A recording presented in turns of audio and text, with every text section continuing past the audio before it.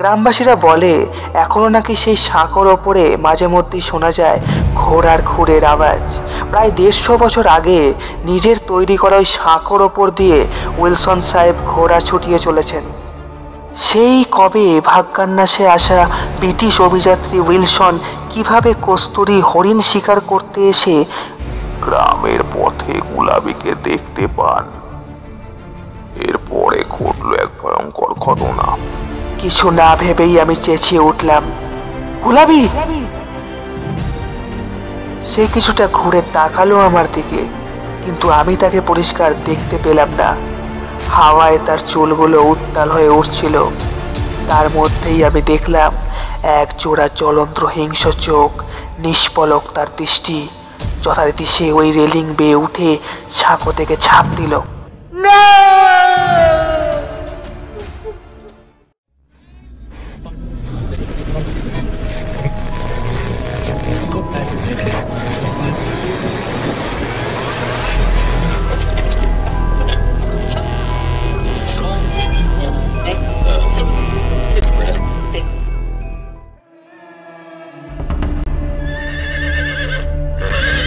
বাংলা সাহিত্যের বেশ কিছু গল্প ও নাটক অবলম্বনে রচিত আমাদের এই বিশেষ নিবেদন গপ্প আড্ডার জগতে আপনাকে স্বাগত।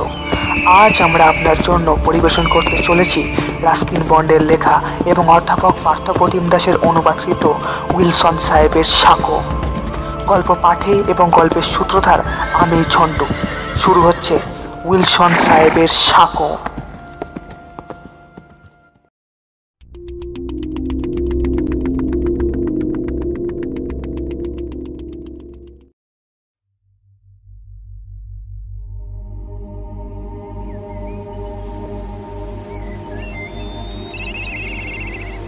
পুরনো কাঠের সাঁকোটা আর অবশিষ্ট নেই।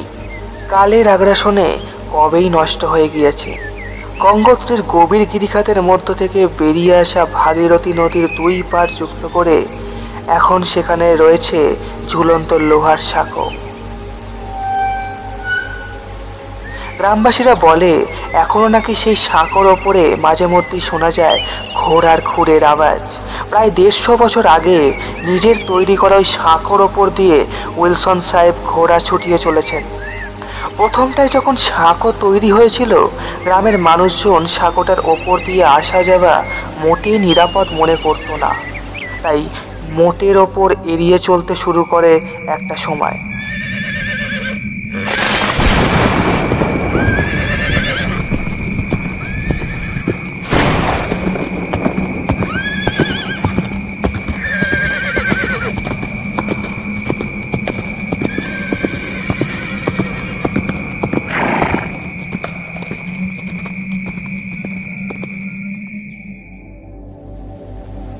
মরিয়া হয়ে সাহেব নিজেই বারবার ঘোড়া ছুটিয়ে যেতেন, যাতে গ্রামবাসীরা বুঝতে পারে সাঁকোর বাঁধন কত মজবুত।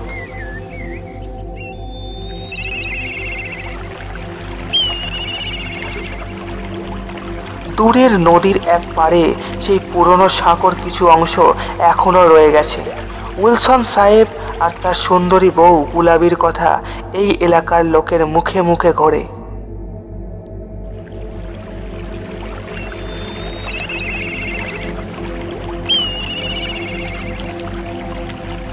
আমরা একবার কয়েকজন বন্ধু মিলে ঘুরতে গিয়ে সেই নদীটার কাছাকাছি পুরনো একটা বন বাংলোয় উঠলাম। বন্ধুদের মধ্যে ছিলেন সদ্য বিবাহিত রায় দম্পতি আর ছিলেন দত্ত দম্পতি। দত্তদের অবশ্যই বহুদিন হলো বিয়ে হয়েছে। তরুণ রায় দম্পতির মধ্যে ঝগড়া লেগেই থাকতো, আর তা নিয়ে দত্তদের মনে কোনো উদ্বেগ দেখিনি, বরং তাকিয়ে তাকিয়ে তা উপভোগ করতেন তারা।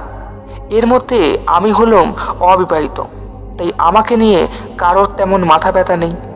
আর বিবাহিত জীবনের দ্বন্দ্ব বিবাদ মেটানোর ক্ষমতা আমার কোনো কালেই নেই।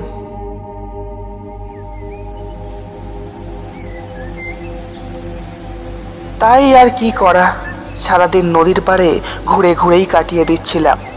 পাহাড়ের ঢাল বরাবর ঘন দেবদারু আর ওকের জঙ্গলে ঘুরে বেড়াতাম। এই সেই জঙ্গল যা উইলসন সাহেব আর তার পৃষ্ঠপোষক তেহরির রাজার ভাগ্য করে দিয়েছিল। তারা এই জঙ্গলকে সব রকম লাভজনক উপায়ে ব্যবহার করেছিলেন। বড় বড় কাঠের গুঁড়ি নদীতে ভাসিয়ে সমতলে কাঠগোলায় পাঠানো হতো এক সময়।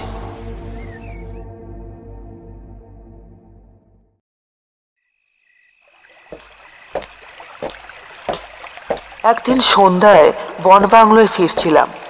সাঁকোর ওপর দিয়ে অর্ধেক পথ এসেছি তখন দেখলাম কুয়াশার মধ্য থেকে একটি অবয়ব ক্রমশ স্পষ্ট হচ্ছে।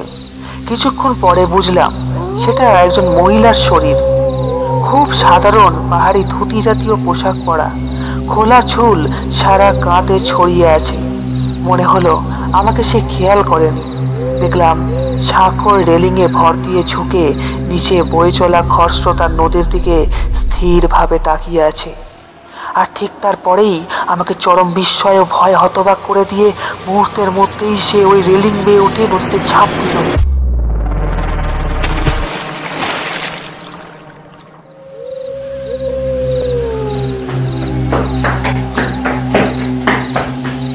আমি আতঙ্কে চিৎকার করতে করতে ছুটে এলাম, কিন্তু সেই রেলিংয়ের সামনে যখন এলাম তখন অনেক দেরি হয়ে গিয়েছে। দাঁড়িয়ে দাঁড়িয়ে শুধু তার ঘূর্ণায়মান দেহকে নিচে পড়তে দেখলাম। তারপরেই নদীর তীব্র স্রোতে পড়ে সে দেহ নিমেষে তলিয়ে গেল।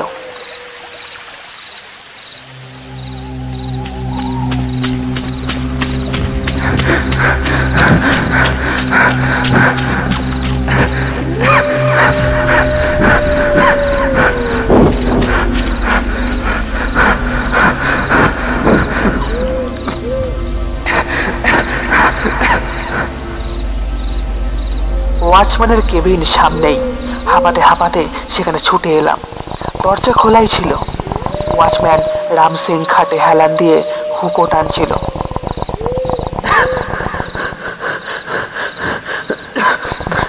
কেউ কেউ একজন সাঁকো থেকে ঝাঁপ দিয়েছে। আমি হাঁপাতে হাঁপাতে বললাম, নদীর স্রোতে সে মহিলা তলিয়ে গিয়েছে তক্ষণে। শুনেও ওয়াচম্যানের কোনো ভাবান্তর হলো না।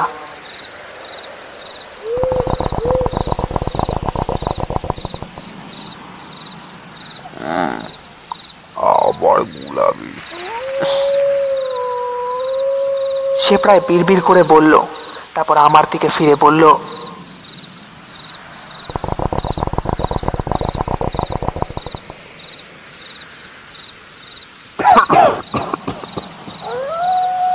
আপনি ওকে ঠিক দেখেছেন? একজন মহিলা, লম্বা খোলা চুল মাথায়, কিন্তু আমি তার মুখ ঠিক পরিষ্কার দেখতে পাইনি। ও গুলাবি হবে, শুধুমাত্র একটা পেতনি, মাই ডিয়ার স্যার। অত ঘাবড়ানোর কিছু নেই। এখানে মাঝে মধ্যে এভাবেই ওকে ঝাঁপ দিতে দেখা যায়।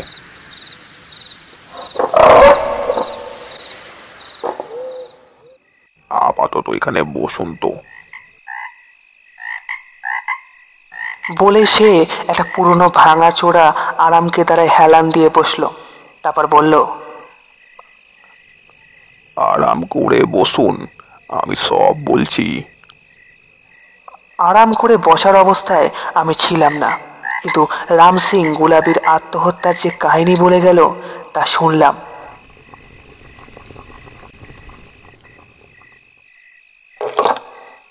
তার আগে আমার জন্য এক গ্লাস গরম মিষ্টি চা বানিয়ে এনে জমিয়ে বসে অতৃপ্ত গুলাবির লম্বা কাহিনী শুরু করলো।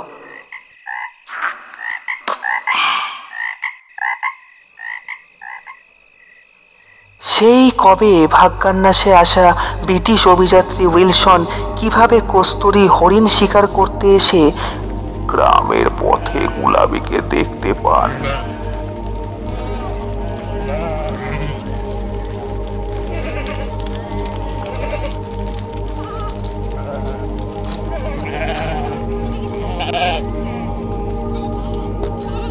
মেয়েটির ধূসর সবুজ চোখ, স্নিগ্ধ গোলাপি রং, দেহ দেখে উইলসন তো প্রায় উন্মাদ হয়ে যান।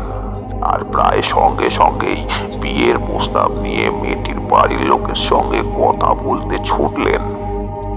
এখন প্রশ্ন হলো, হয়েছিলেন, নাকি কেবল মেয়েটির সুন্দর কাময়ী রূপ দেখে তার মাথা ঘুরে গিয়েছিল? যদিও কোনোদিনই এর উত্তর আমরা পাবো না। অভিযান আর ভ্রমণের সময় তিনি এরকম বহু মেয়েরই সংস্পর্শে এসেছিলেন, কিন্তু আগুন রূপের বাইরেও গুলাবী ছিল সবার থেকে অন্যরকম, সাদাসিধে, শিশু সুলভ। দরিদ্র গ্রাম্য পরিবারের মেয়ে হওয়ায় বাড়ি থেকে বিয়েতে কোনো রকম আপত্তি রইল না, কিন্তু জীবজন্তু শিকার করে কি আর ভাগ্যের চাকা ঘোরানো যায়? উইলসন দেখলো তার থেকে বিস্তীর্ণ বনজ সম্পদকে কাজে লাগালে দারুণ লাভজনক হবে। পরিকল্পনা মাফিক তিনি এরপর তিনটে কাঠগোলা বানালেন। প্রথমটি হার্শিলে, দ্বিতীয়টি দেরাদুনে, আর তৃতীয়টি মুসৌরিতে।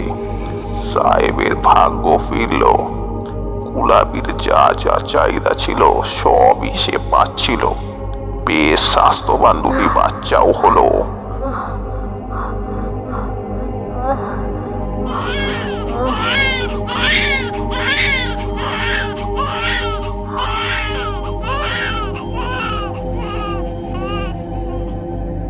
যখন সাহেব কাজের জন্য বাইরে যেত, গুলাবি বাচ্চাদের দেখাশোনা করত আর হার্শিলে আপেলের বাগানে পরিচর্যা করত।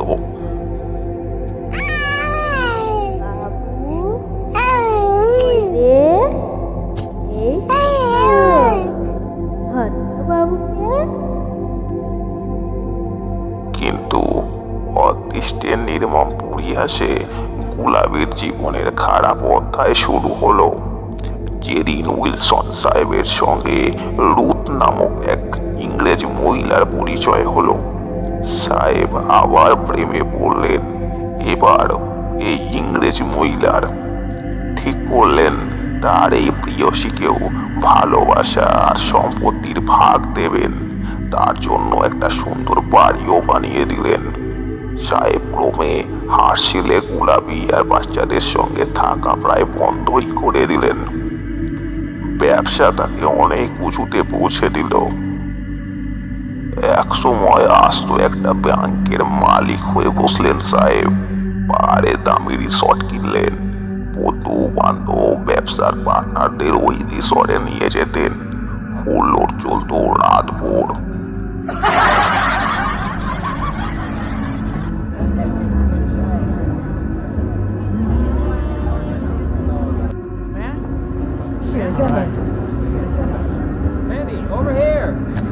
দুজনে আবার একই সঙ্গে প্রায় শিকার পার্টিও আয়োজন করতেন।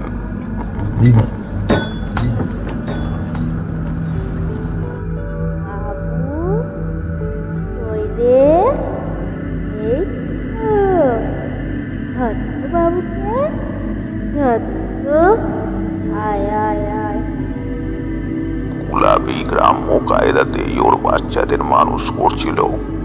উইলসন সাহেবের সঙ্গে মুসৌরিতে ওই মহিলার পরকীয়ার কথা তার কানে গেছিল। মাঝে মধ্যে যখন সাহেব আসতেন, তখনই একদিন গুলাবি তার মুখোমুখি হয়ে তার সমস্ত ক্ষোভ উগড়ে দিল। চিৎকার করে বারবার বলল যাতে ওই মহিলাকে সাহেব ছেড়ে দেন।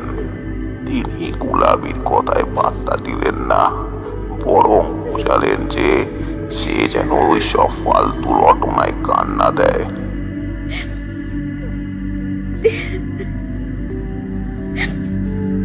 এরপরে ঘটল এক ভয়ঙ্কর ঘটনা।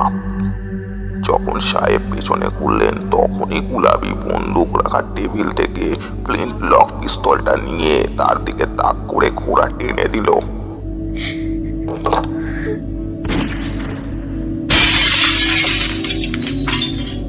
কিন্তু বুলেট লক্ষ্যভ্রষ্ট হয়ে সামনের আয়নাটা চুরমার করে দিল। গুলাবি এরপর দৌড়ে ঘর থেকে বেরিয়ে গেল।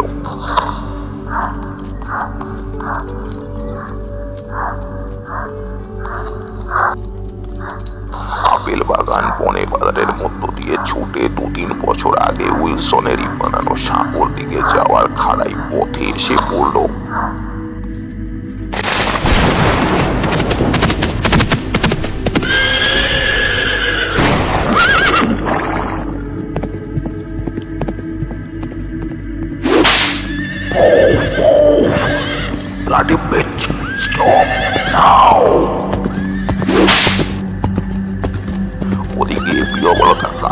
সাহেব গোলাপির খোঁজে ঘোড়া ছোটালেন।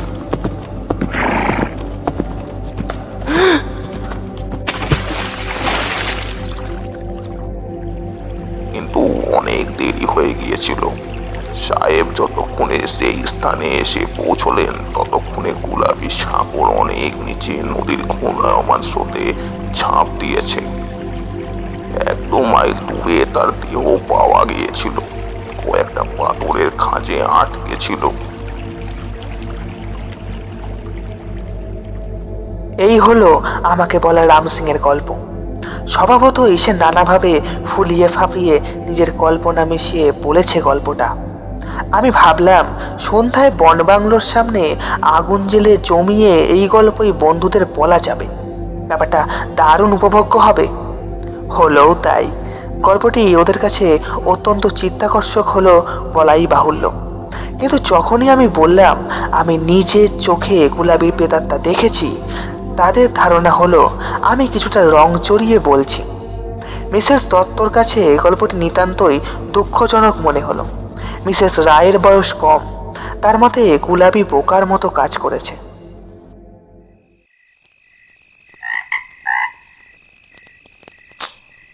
খুব সরল সাদা মেয়ে তো। মিস্টার দত্ত বললেন, তার যে পথটায় খোলা ছিল সেই পথটাই বেছে নিয়েছে।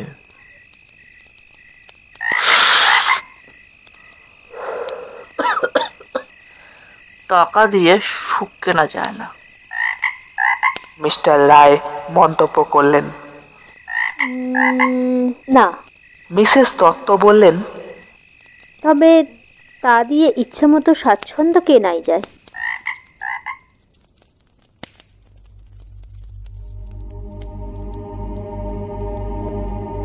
মিসেস রায় আরো কিছু বলতে যাচ্ছিলেন, তাই আমি বিষয়টা অন্যদিকে ঘুরিয়ে দিলাম।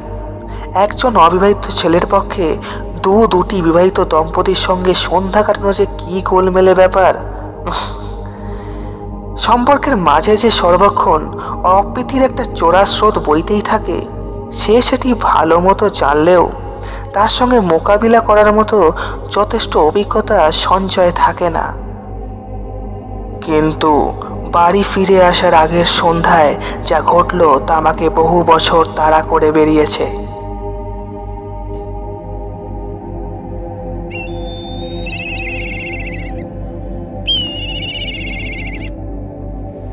ফিরে আসার দিন যত এগিয়ে আসতে লাগলো, সবার মধ্যে একটা চাঞ্চল্যতা দেখা দিল। রায়দের মধ্যে ঝগড়া বন্ধ হয়ে গেল, তবে তারা নিজেদের মধ্যে খুব কমই কথা বলতো। মিস্টার দত্ত দিল্লিতে নিজের অফিসে ফেরার জন্য ব্যস্ত হয়ে পড়লেন, আর মিসেস দত্তের বাতের ব্যথা আবার চাগার দিয়ে উঠল। আমারও মনটা অস্থির লাগছিল। বারবার মুসৌরিতে আমার লেখার টেবিলের সামনে ফিরতে চাইছিল। সেই অভিশপ্ত সন্ধ্যায় ভাবলাম শেষবারের জন্য সাঁকোর ওপর একটু ঘোরাঘুরি করে আসি। পাহাড়ে গ্রীষ্মরাতের ঠান্ডা মনোরম বাতাস বইছিল। সেদিন চাঁদ ওঠেনি, ঘন অন্ধকার গিলে খেয়ে নিয়েছে চারপাশ। কিছু ক্ষীণ আলো আছে বটে সাঁকোর দু প্রান্তে। যারা সাঁকো পারাপার হবে তাদের যাতে কোনো অসুবিধা না হয় তার জন্যই এই ব্যবস্থা।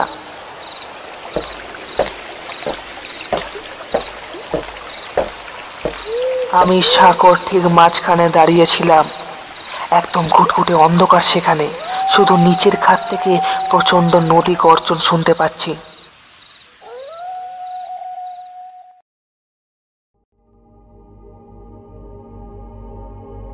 আপনারা ভাবছেন যে আজ হঠাৎ গল্পের মাঝে এসব কি? একটি বিশেষ সূচনা রয়েছে, তবে আমরা ছোটদের বলতে আসিনি যে তারা গল্প শুনবে না। ঠিক তাই, আজকের গল্পে যেসব প্রাচীন ইতিহাস বা কুসংস্কারের উল্লেখ আছে তা সম্পূর্ণ কাকতালীয়। বাস্তব জীবনে এর কোনো মিল নেই। তাই মনের আনন্দে গল্প শুনুন আর শেয়ার করুন দেশে বিদেশের বন্ধুদের সাথে। আশা করি আমাদের গল্প আপনাদের পছন্দ হবে। তাহলে কি করতে হবে? সাবস্ক্রাইব করে অল নোটিফিকেশনটি অন করে দিতে হবে, যাতে আমাদের আপলোড করা গল্পগুলি আপনার কাছে পৌঁছে যায় সবার আগে। ধন্যবাদ। এবার থেকে আপনি আমাদের গল্প শুনতে পাবেন স্পটিফাই, গানা, জিও সাভান, গুগল পডকাস্টের মতো বিভিন্ন পডকাস্ট প্ল্যাটফর্মগুলিতে। আমাদের অফিসিয়াল ফেসবুক পেজ হল দি team story world official. Description বক্সে সমস্ত লিংক দেওয়া রইল। অবশ্যই ফেসবুক পেজ এবং স্পটিফাইতে আমাদের ফলো করুন, লাইক করুন এবং শেয়ার করুন। আপনার সমর্থন একান্তই আমাদের কাম্য। ধন্যবাদ। ঠিক তখনই দেখলাম ল্যাম্পের আলোর বৃত্তর মধ্য থেকে শাড়ি পরা কে একজন এগিয়ে এসে রেলিংয়ের দিকে এগোতে লাগলো।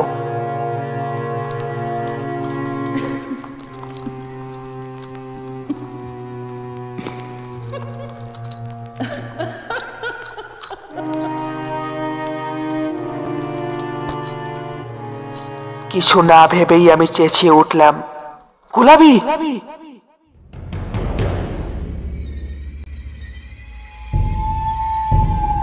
সে কিছুটা ঘুরে তাকালো আমার দিকে, কিন্তু আমি তাকে পরিষ্কার দেখতে পেলাম না। হাওয়ায় তার চুলগুলো উত্তাল হয়ে উঠছিল। তার মধ্যেই আমি দেখলাম এক জোড়া জ্বলন্ত হিংস্র চোখ, নিষ্পলক তার দৃষ্টি। যথারীতি সে ওই রেলিং বেয়ে উঠে সাঁকো থেকে ঝাঁপ দিল।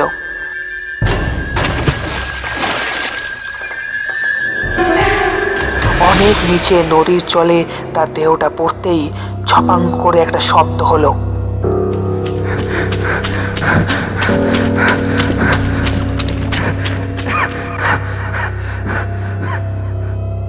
আবারও রেলিংয়ের সে অংশে আমি ছুটে গেলাম।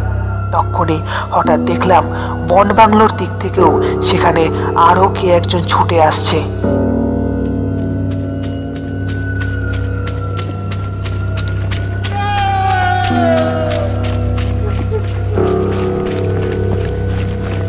আরে, এ তো সেই তরুণ ভদ্রলোক, মিস্টার রায়। আমার স্ত্রী! উনি চিৎকার করে উঠলেন। আমার স্ত্রীকে দেখেছেন? ছুটে গেলেন রেলিংয়ের দিকে। নিচে পাক খাবার নদীর জলের দিকে তাকিয়ে রইলেন।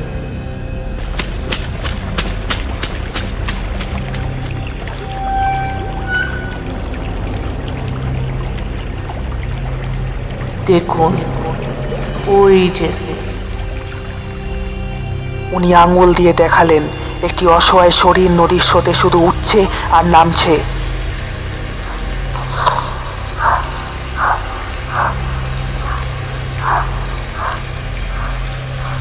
সবাই আমরা দৌড়ে নিচের খাড়াই বেয়ে নদীর পাড়ে গেলাম, কিন্তু প্রচন্ড স্রোতে তাকে ভাসিয়ে নিয়ে যাচ্ছিল।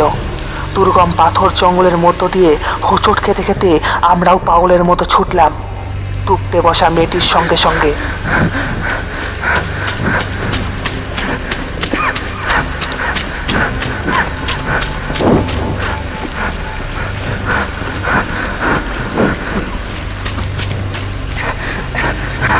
কিন্তু গিরিখাতের সে স্থানে নদী প্রবল খরস্রোতা, উন্মত্ত গর্জনে ছুটে চলেছে জলধারা।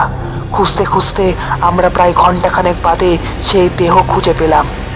স্রোত বরাবর প্রায় 1 মাইল দূরে নৌকার কাঠে বেঁধে আটকে আছে।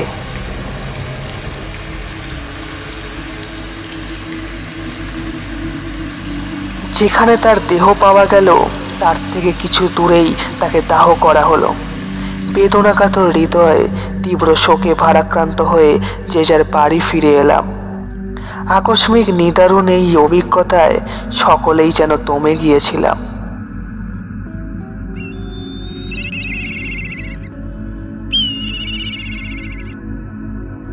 যদি তোমরা ওই এলাকায় কখনো যাও আর সন্ধেবেলা ওই সাঁকো পার হবে মনে করো, তবে গুলাবির আত্মাকে হয়তো তোমরাও দেখতে পাবে।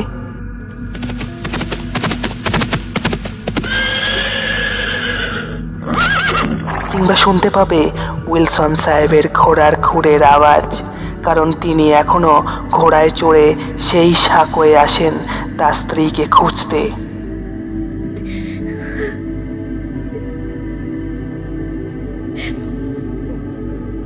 আবার তোমরা হয়তো মিসেস রায়ের আত্মাকেও দেখতে পারো, হয়তো বা শুনতে পাবে তার স্বামীর বেদনাঘাতক চিৎকার। কিংবা অন্য কারোর, কে বলতে পারে?